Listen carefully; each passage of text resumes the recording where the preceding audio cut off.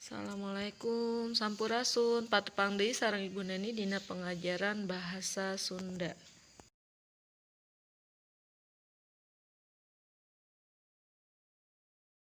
Ayeuna urang diajar ngeunaan pakeman basa.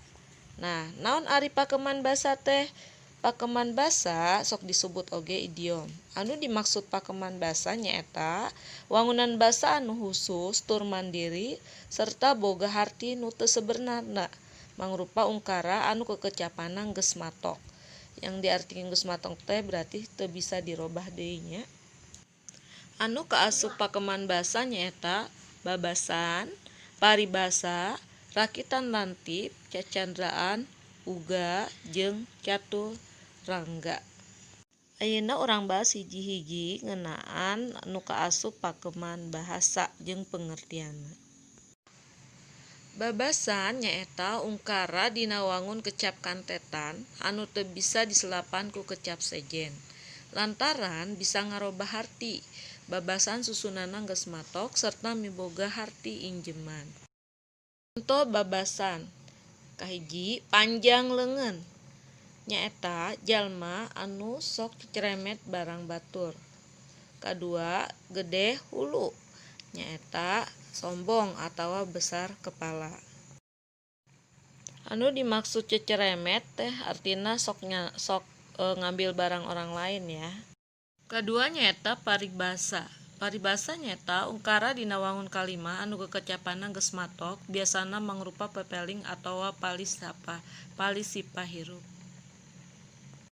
Contoh paribasa nyaeta adean ku kuda beureum, hartina resep make barang meunang nginggil.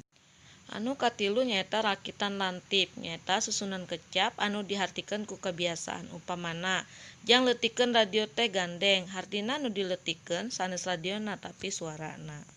Anu kaopat nyaeta cacandra, nyaeta penataan kana pasipatan tempat atau rangkeun kaayaan hiji daerah. Contoh, Bandung heurin ku tangtung.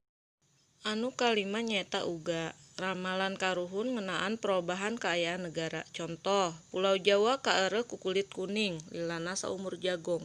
Hartina Pulau Jawa bakal dijajah ku bangsa Jepang ngan sakedeung diibaratkeun ku umur jagong kurang leuwih 3 bulan. Anu kagenep nyaeta caturangga, nyaeta pakeman basa anu nuduhkeun tanda-tanda pikeun mika nyaho hade gorengna watek kuda anu diinguna. Contoh satria tinayungan nu hartina watek kuda nu hade matak mulia kanu nginguna, bikin mulia yang ke miara. Nah eta genep contoh anu kaasup pakeman basa. Sakitu heula pangajaran ngeunaan pakeman basa. Tugas ayeuna dibuka LKS halaman 47 kerjakeun latihan 1.